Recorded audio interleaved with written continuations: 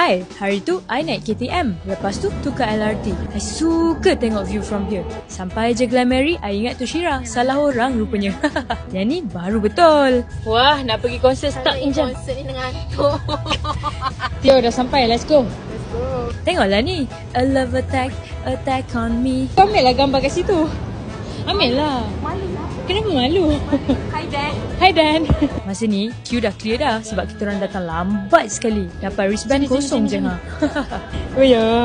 Kita scan dulu baru boleh masuk. Masuk tu bapak ramai orang. Kita orang stand belakang sekali sebab dah tak ada ruang dah.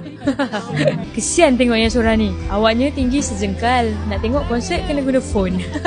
Apa-apa pun I nak cakap sepanjang konsert ni, grafik dia sumpah nice gila. Shout out dekat orang yang buat. Tapi itulah, macam nak pecah gegenang telinga I sebab ada yang jerit sampai nak keluar nak tekak. Masa diorang play video ni, sampai ke sini sebab dia. Lagu ni lah yang I paling tunggu sekali.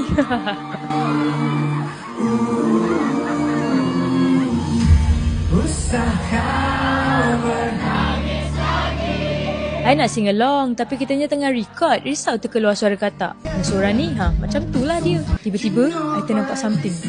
Semoga you dapat phone baru. Amin. Lepas tu tiba-tiba ada bola keluar. I excited betul. Tapi itulah, bola tu tak sempat sampai belakang. Yang dekat tengah campak balik pergi depan. I ada beef dengan orang. Guna. Rasa nak geletek je dia ni. Oh man, I love midnight music. Uish, marahnya. Marah, relax. Persatuan you. Ya. Tak nak. Kau berapa lagu lah? Ada aunty lah. Hai aunty. Apa ni Dan? Pakai sleeveless masa ketak-ketak lepas tu nangis. Apa-apa pun, I'm so proud of you guys. Aww. Okay, get ready guys. Pulang.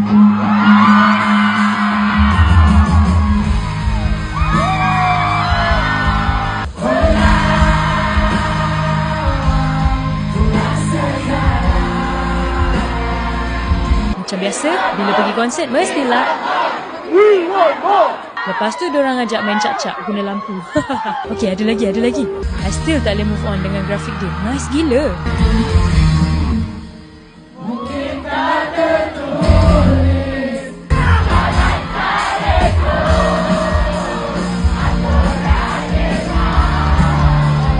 Habis dah, yeay.